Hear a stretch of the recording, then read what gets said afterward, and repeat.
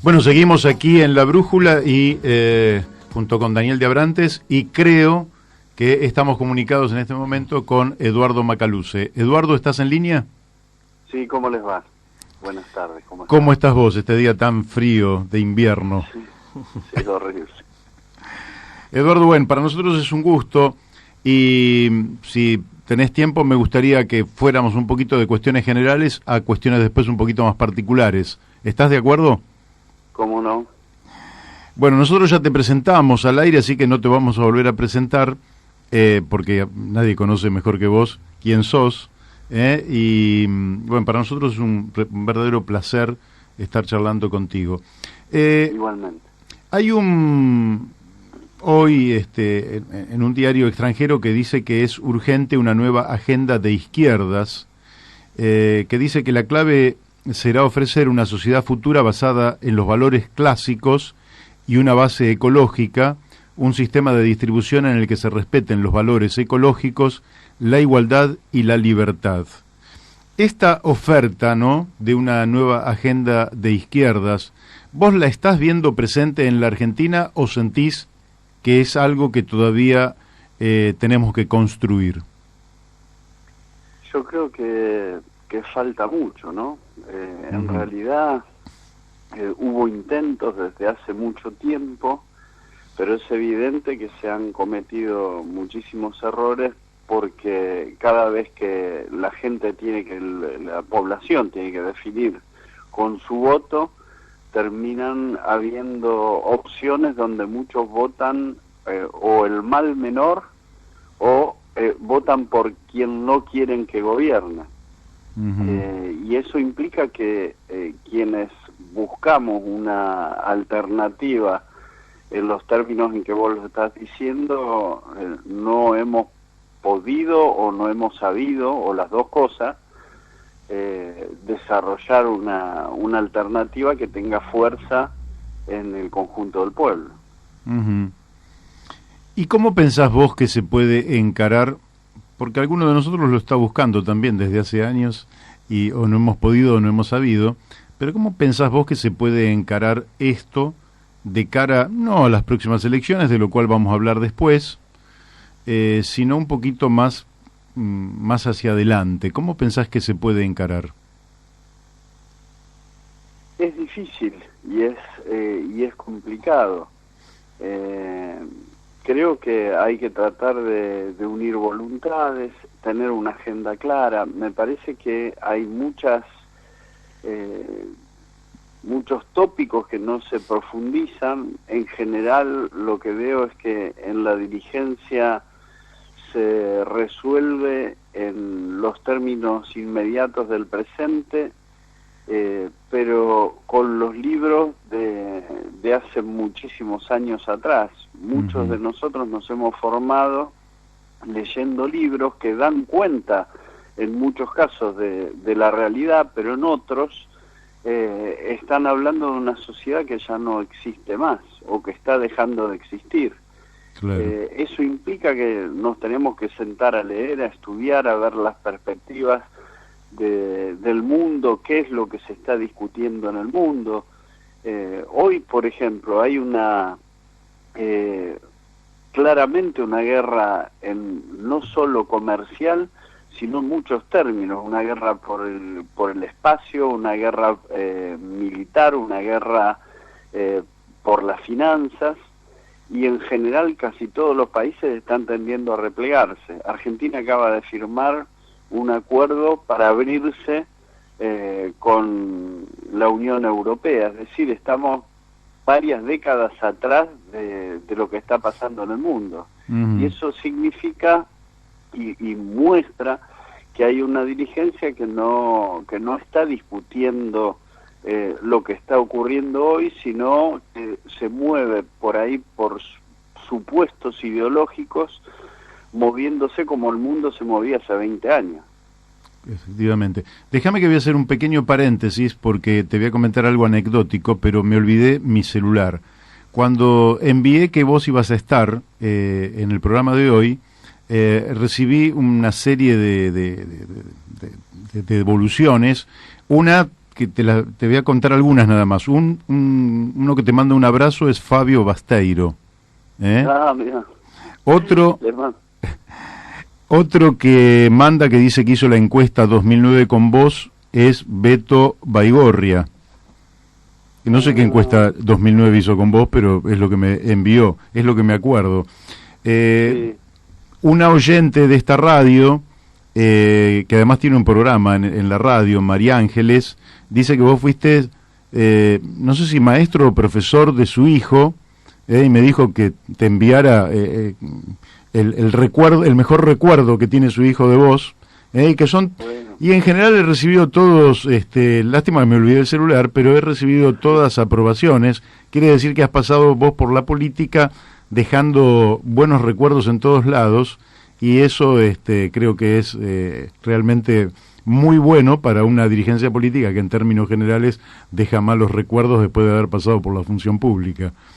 Bueno, muchas gracias. Es lindo recibir mensajes y por ahí es lo mejor que a uno le dejan las distintas experiencias de vida, no solo en la política, también en la escuela. Uh-huh. Yo creo que es bueno que por donde uno haya pasado deje un buen recuerdo. Eso me parece importante, y tal vez es más importante eso que dejar un recuerdo político, digamos, medio libresco. Claro. ¿Y ahora qué estás haciendo, Eduardo, vos?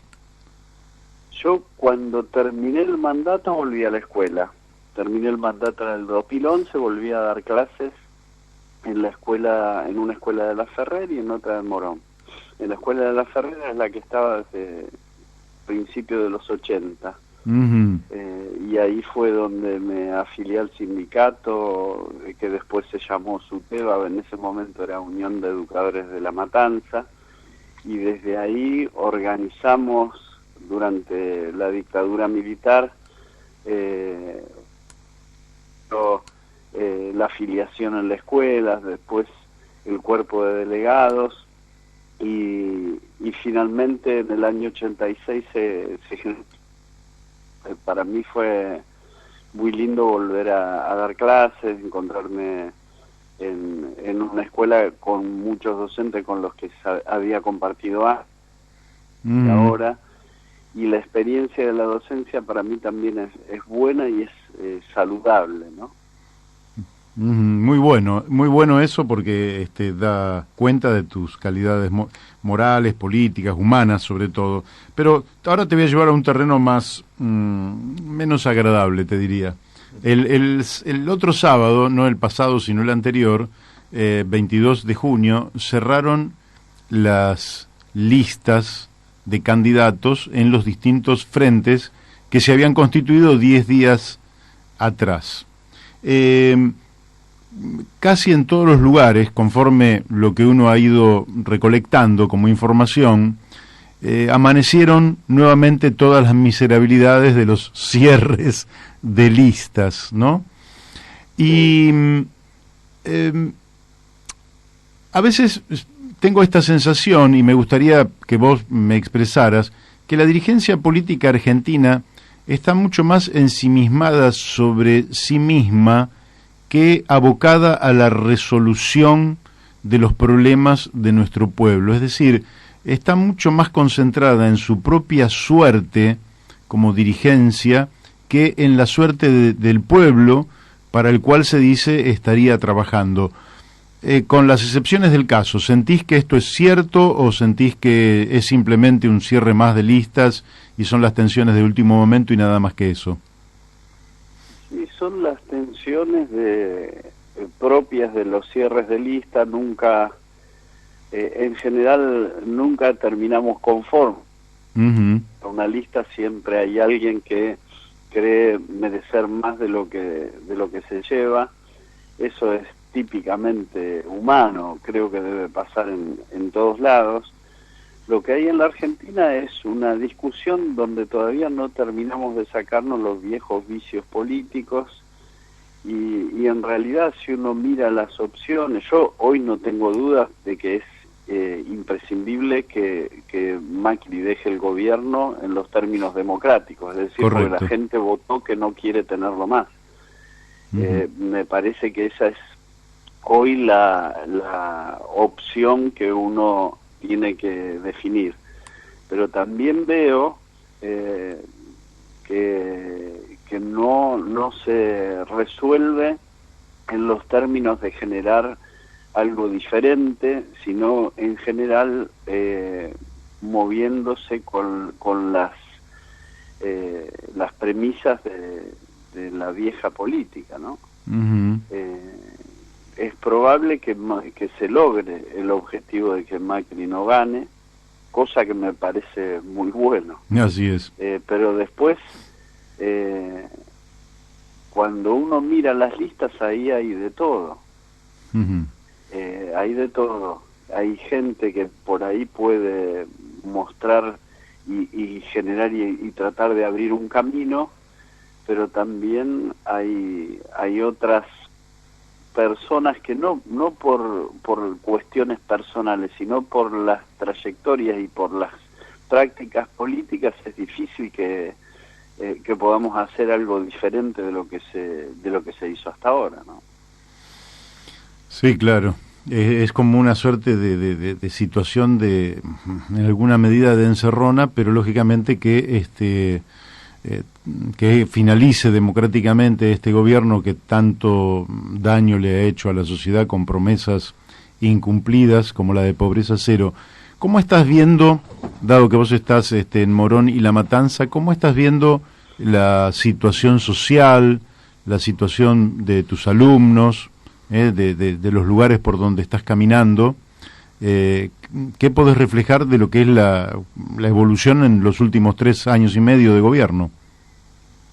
Mira, en La Ferrer, que es el lugar donde se vive con más crudeza en la situación económica, yo veo que la gente está peor, está en peores condiciones, y no solo las personas, las instituciones, las escuelas. El año pasado en La Matanza hubo más de 80 escuelas que tenían las clases interrumpidas por falta de infraestructura durante un mes. Una de ellas fue mi escuela.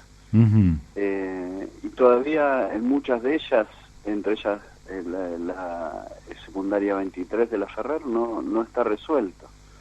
Y son situaciones que no eran difíciles de resolver, era colocar la instalación de gas, por ejemplo. En otros casos era colocar los vidrios. Veo que hay una situación económica muy difícil, pero además el Estado no resuelve por ahí las situaciones más graves, más serias. Esto, para ser sinceros, se ve en estos lugares desde antes del 2015.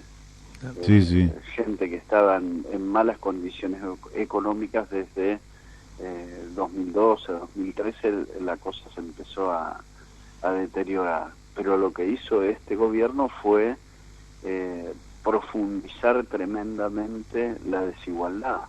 Y además lo ha hecho porque a veces uno puede ver que en la coyuntura la gente la pase mal para poder resolver una situación futura. Pero en este caso lo que se ve es un saqueo por parte del gobierno nacional. Cuando uno ve las figuras que han participado y participan del gobierno y sus lazos y relación con los grandes grupos económicos que han sido los grandes beneficiarios de las medidas gubernamentales, se da cuenta de que es una situación de mero saqueo y no un plan económico, porque acá ni siquiera hay medidas económicas coherentes, aun si fueran neoliberales. Claro. Si uno dice, bueno, podría venir un gobierno neoliberal y decir, bueno, vamos a resolver la inflación en términos monetaristas. Uno, si va a resolver la inflación, no se le ocurriría subir el precio de los combustibles porque eso es inflacionario. Así es. Hay medidas que son contradictorias entre sí, solo se explican desde el punto de vista del saqueo y no de medidas económicas coherentes, aunque nosotros no estuviéramos de acuerdo. Esto es, además de medidas neoliberales clásicas, hay medidas contradictorias con eso que se explican simplemente por intereses de determinados grupos que echaron mano del Estado durante todos estos años. Por eso me parece que es imprescindible que nos siga y después discutiremos. Creo que esa es la contradicción principal hoy. Ahora, esto llevó a muchas personas a una situación económica de desesperanza. Bueno, basta comprender los televisores, aun cuando hay una protección mediática de los grandes medios al gobierno, aún ahí se logra ver en qué estado está el país, las pymes, los pequeños comercios, los sectores medios, y ni hablar de los sectores más humildes, ¿no? ¿Qué tal, Eduardo? Daniel de Abrantes te saluda. ¿Cómo estás? ¿Cómo te va, Daniel? ¿Cómo estás? Qué gusto tenerte en esta audición, y que además qué gusto escucharte. La verdad debo decirte que coincido en todo lo que estás planteando.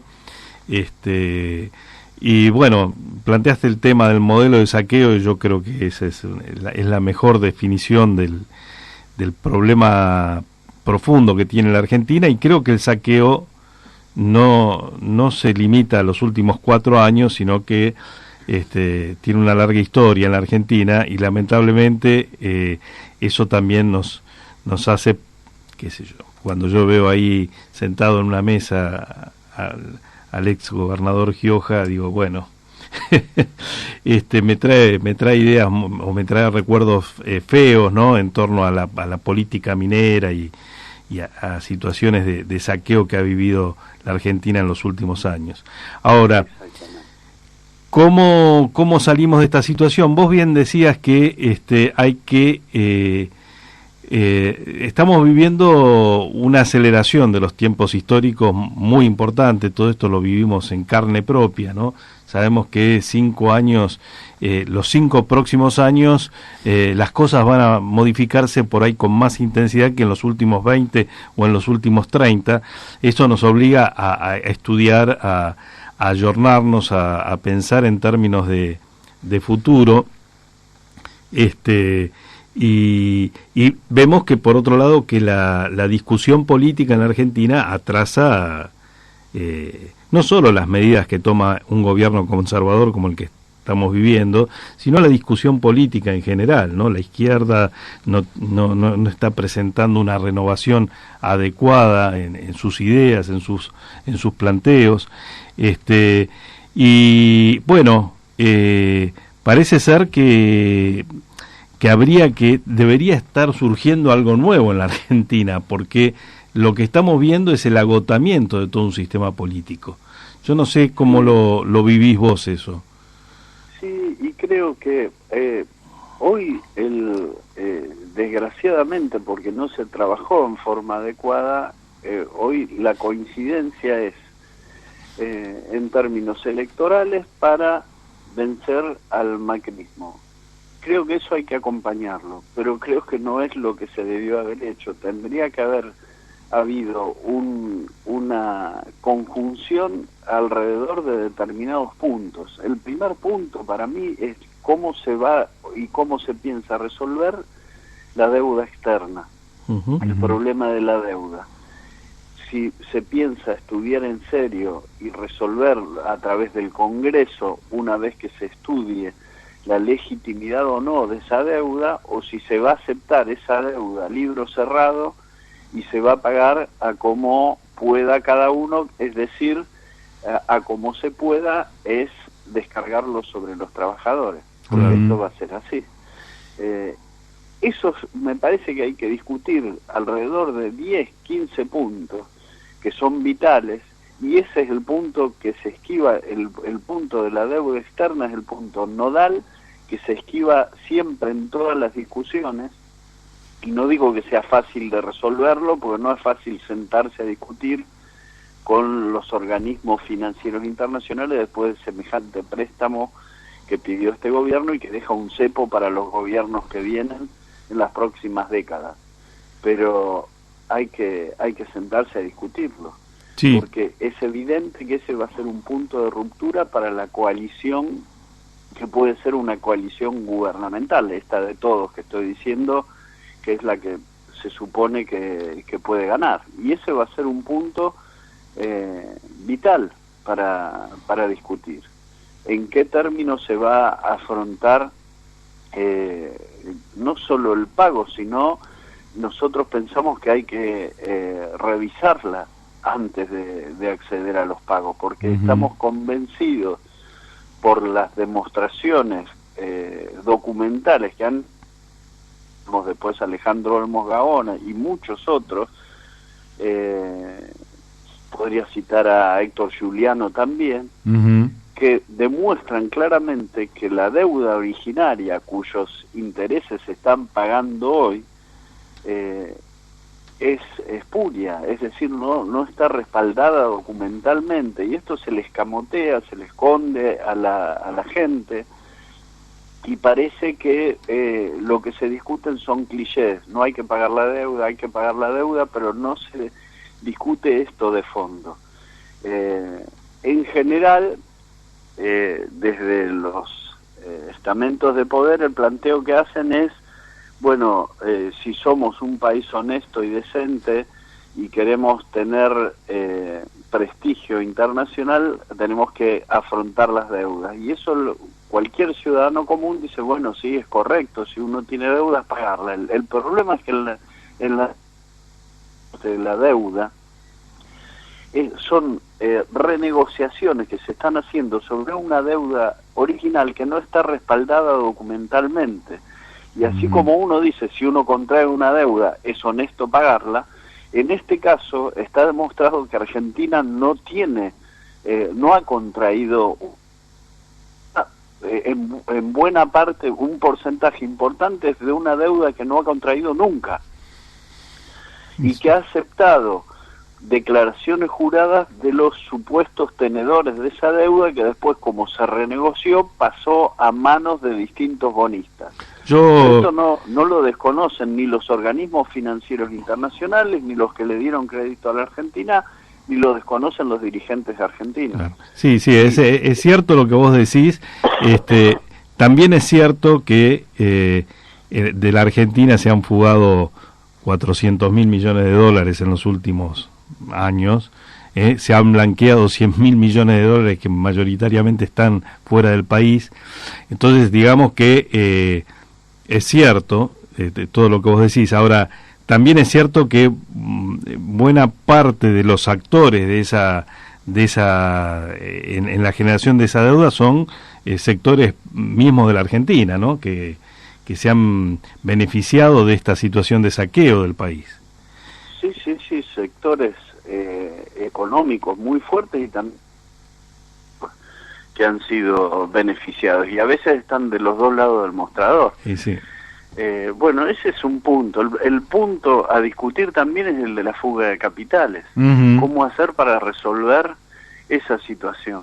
Porque si no, se está discutiendo si se les da dinero a un hospital o a una escuela, o si se les paga a los científicos, porque supuestamente Argentina tiene que tener superávit. Si uno descontara los pagos de deuda, Argentina prácticamente no tiene déficit. Efectivamente. Porque en general lo que dicen es, acá hubo una fiesta y en Argentina se gasta más de lo que entra. Y no es verdad. No es verdad. Argentina está pagando una deuda que es ilegítima, y por eso tiene déficit. Por eso han inventado lo del déficit primario, donde se descuenta la deuda que se está pagando, y prácticamente excluyen a la deuda externa de la contabilidad en términos políticos, porque no lo hacen en términos reales y económicos. pero se genera una ilusión en la gente como que se gasta en Argentina más de lo que se ingresa, cuando en realidad podríamos vivir correctamente si se administrara bien. Correcto. Ahora me gustaría hacerte una consideración política, porque coincido también plenamente. Vos sabés que nosotros, que somos del Partido Socialista, en 1922 José Ingenieros tiene una extensa exposición sobre el papel de la deuda en América Latina, donde señala que ya no vendrán las intervenciones militares cual fueron hasta ese momento, ni otros métodos, sino que básicamente va a ser la hipoteca de la soberanía nacional a través de créditos, empréstitos, le llama él, que se irán sucediendo sin solución de continuidad hasta lógicamente quedarse con los bienes y el patrimonio de esa nación, etcétera. Ahora, vengo 100 años para acá. El que tiene más probabilidades de llegar al gobierno, por fuera de Mauricio Macri, es Alberto Fernández, que al mismo tiempo fue un hombre muy vinculado a Domingo Cavallo. Y Domingo Cavallo es uno de los hombres, esto no te lo digo para que reflexionemos juntos. Domingo fue uno de los hombres que, mientras estuvo al frente del Banco Central de la República Argentina en 1982, estatizó la deuda privada. Estatizó la deuda privada, que es parte de lo que vos decís que venimos pagando, cuyos intereses venimos pagando sin solución de continuidad desde la recuperación democrática. Exactamente. Ahora, defensor de lo privado, que supuestamente él planteaba, en términos ideológicos, él planteaba que al productor, a los grandes productores privados, cuando en realidad él hizo hacer cargo al Estado argentino de la deuda que habían tomado grandes grupos económicos a través de los seguros de cambio. Bueno, ¿Y ahora cómo ves? Eso hay que revisarlo. ¿Y vos pensás que Alberto...? Por eso digo que en esta coalición, que para mí es importante que se le gane a Macri, que Macri no siga gobernando, para mí es muy importante, no me parece una cuestión menor. Pero van a surgir estas contradicciones, y ni bien yo creo que antes de que se comience a gobernar. Porque bien. va a haber que tomar decisiones respecto de la deuda. Hoy la deuda es tan grande en términos del PBI que en el primer año va a haber que tomar decisiones alrededor de esto. Entonces, lo que queremos discutir es si se va a tomar una decisión soberana y de fondo, o si se van a ir pateando los problemas hacia adelante hasta que los problemas estallen. Claro. Este es un tema, y lo que, si me preguntas qué me parece que va a pasar, es lo segundo y no lo primero, desgraciadamente. Desgraciadamente, sí. Ecolatina dice que la deuda pública alcanzó el 88.5% del PBI y va increciendo. Quiere decir que el problema casi no se puede guardar detrás de la puerta, porque como va creciendo, hay un momento en que va a romper o a tirar abajo la puerta. ¿Y qué otra cosa pensás vos sobre la que con estas restricciones económicas que seguramente van a ocurrir, o sea, se van a mantener constantes durante los próximos 2 años, ¿qué pensás que se puede avanzar en terrenos como el educativo, científico, tecnológico, al cual de una u otra manera estás vinculado por el área educativa? Sí, hay muchas cosas para hacer. Yo creo que ahí hay que trabajar mucho en la realidad de las escuelas, más que trabajar. En general se arman laboratorios o gabinetes y todos quieren hacer reformas. Yo creo que tenemos el estigma sarmientino. Todo el que llega al Ministerio de Educación quiere convertirse en un Sarmiento que modifique de base el sistema educativo. Y entonces cada autoridad que llega se empieza... Creo que ahí hay que discutir algunas cosas alrededor de la escuela, ponernos de acuerdo e implementarlas a 30, 40 años. Claro. Para eso yo creo que debiera nacionalizarse la formación de los docentes. Ujú. O por lo menos tener un control muy estricto, de manera tal que el docente que se forme en un punto del país tenga la misma formación de calidad que la de el punto más distante, porque si no, ya ahí empezamos mal de entrada. Obviamente hay que financiar más fuertemente tanto el desarrollo tecnológico y el educativo. Tienen que aumentar los presupuestos, hoy no alcanzan. Y hay que hacer medidas muy básicas, como mejorar ediliciamente, darle a las escuelas una dotación de tecnología que hoy no tienen. En general se han tomado medidas en el gobierno anterior, como por ejemplo la entrega de las notebooks, que fue un gasto muy grande, y que hoy cuando uno le pregunta a los chicos las recibieron, ya no las tienen, no las usan, porque se las robaron, se las rompieron, no hay quien las arregle. En general pasaba que le entregaban un año las notebooks a los chicos y después al año siguiente prácticamente no se podían usar, porque en general pasa eso, uno le entrega las computadoras, pero los chicos no tienen recursos para arreglarlas cuando se les rompen. Ujú. Entonces ahí hay que resolver. Y por otro lado, las escuelas por ahí no tienen una o dos computadoras para trabajar. Ahí hay que resolver. Yo creo que con menos gastos se podría haber resuelto de otra manera, mejor organizado esto. Y podría habérsele dado acceso a los chicos a las nuevas tecnologías de otra forma. Ujú. Pero ahí hay que avanzar y sentarse a discutir. Ahora, es imprescindible hacerlo con recursos, no se puede hacer sin recursos. Claramente. Respecto de la investigación científica, en general, no es casual que Barañao haya estado en los dos gobiernos. En general se ha tendido a que lo que se trabaja y avanza en la producción estatal de conocimientos, eso deriva siempre en un negocio con alguna empresa privada que es la beneficiaria de lo que el Estado ha investigado y ha invertido en investigadores para arribar a determinados estratos de conocimiento. Eso también hay que discutirlo.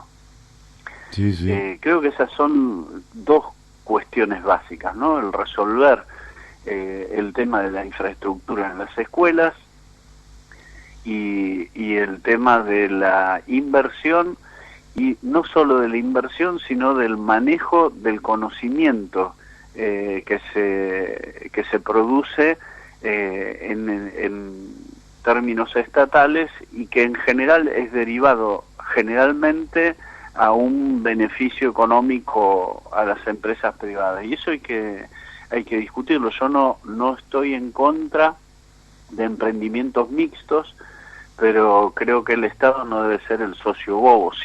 Claro, claramente.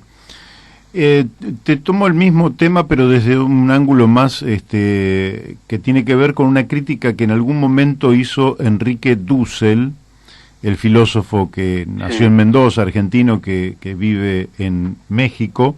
En México. Y que él en general tuvo una actitud, yo te diría, casi de apoyo a los procesos llamados populistas o populares de América Latina, o de nacionalismo popular, en fin, como se les quiera llamar, pero él les hizo una crítica después de toda esta reversión que se vio, ¿no?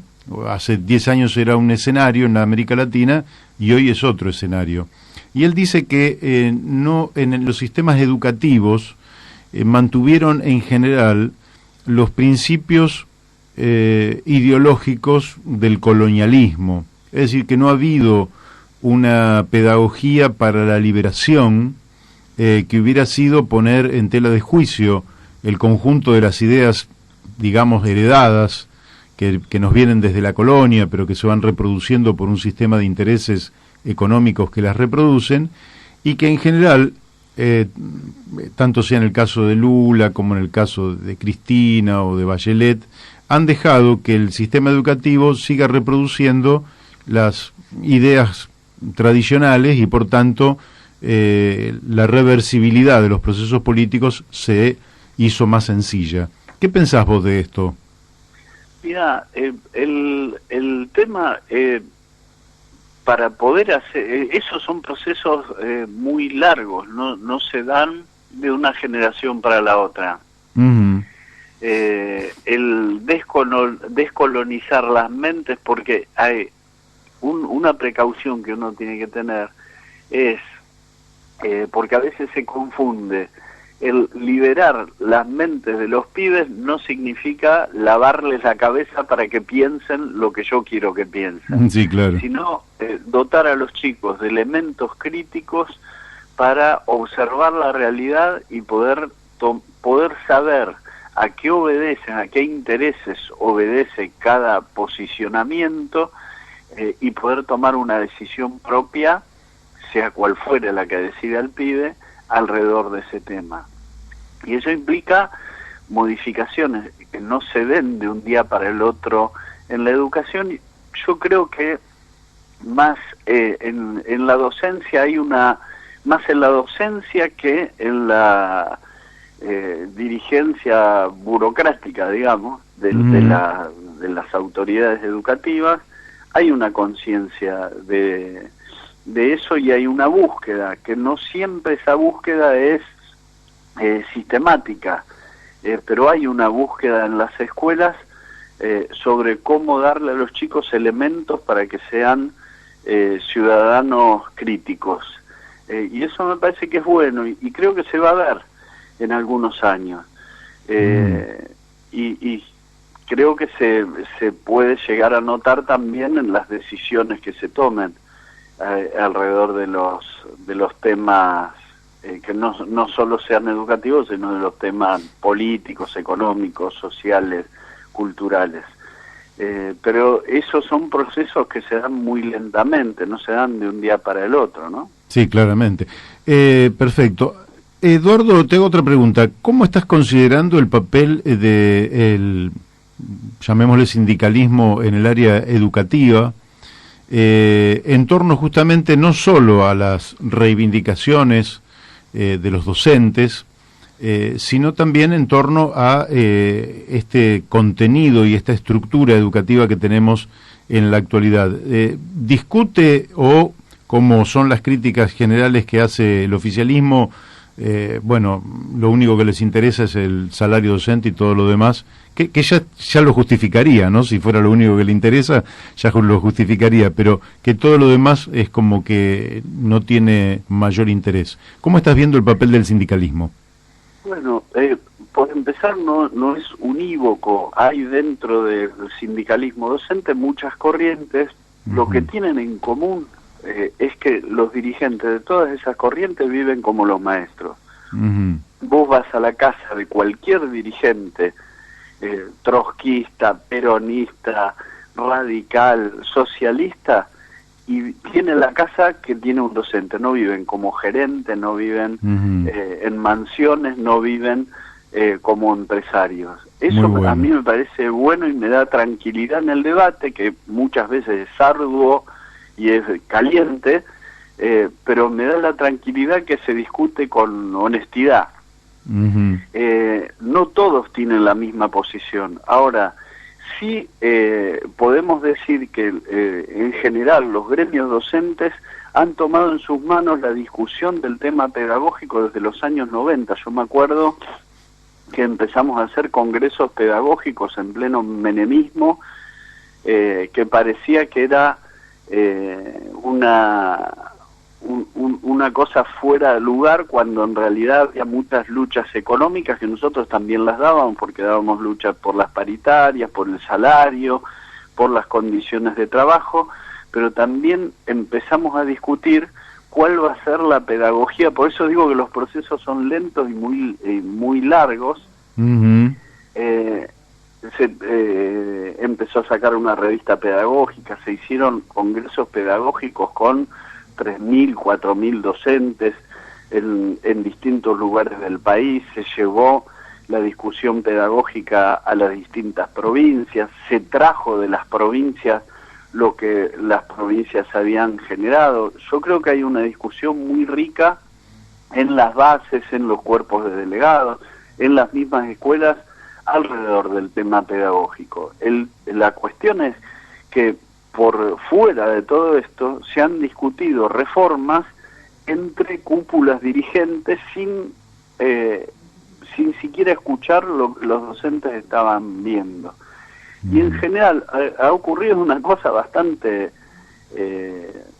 paradójica, que es que quienes han generado esas reformas muchas veces se han basado en un marco teórico que plantea que el alumno trae conocimientos consigo, pero niegan que el docente traiga conocimientos consigo. Ah, mira. Entonces, es decir, se supone que en las prácticas del aula el docente tiene que hacer participar al alumno, porque el alumno también sabe, cosa que es verdad, pero en las prácticas de reformas del sistema educativo se ha excluido al docente porque se suponía que el docente no sabía. Es decir, eran constructivistas para el alumnado y conductistas para la docencia, cosa que me parece que es contradictoria y que ha generado mucho daño en las escuelas, porque en general las reformas han venido como paquetes que los tiran desde un paracaídas en la escuela y caen ahí, libros, etcétera, sin que tenga real encarnadura en lo que se estaba discutiendo en cada una de las escuelas. Y esto me parece que es lo que tendría que tomar un gobierno que quiera realmente hacer modificaciones serias en la educación, que son, yo creo que son más micromodificaciones alrededor de temáticas, de prácticas, para poder ir estando a la altura de esto que en las escuelas es una inquietud. No es que el docente sea un tipo al que le da lo mismo que el pibe aprenda o que no aprenda. Hay discusiones sobre qué estrategias tomar. Lo que habría que hacer es orientar, el llevar fundamentos teóricos, hacer una devolución de esto, hacer un seguimiento, permitir que se hagan experiencias piloto en algunas escuelas, revisar qué sucede con eso. Yo creo que hay un debate muy rico, hay muchos docentes que además, independientemente de su carrera docente, están yendo a estudiar a universidades para mejorar y responderse esas preguntas. Y eso el sistema no lo reconoce, pero se está dando, y creo que las autoridades que puedan generar una conexión entre estos debates y las decisiones que se tomen pueden hacer mucho bien al sistema educativo. Bueno, Eduardo, nos dejas el ánimo más alto del que teníamos, así que yo creo que es un buen momento para agradecerte esta intervención. Tampoco nos queda tanto tiempo. Nosotros tenemos la esperanza de que en los próximos meses puedas venir acá al piso a algún programa. ¿Cómo no? Y ¿Cómo no? bueno, la verdad es que son todos aportes los que haces vos y, digamos, miradas muy lúcidas, de manera que, y además yo te considero un amigo, aunque nos vemos por ahí cada muerte de obispo, pero la verdad es que un placer y te agradecemos muchísimo este tiempo que nos has destinado, que tiene un gran valor para nosotros.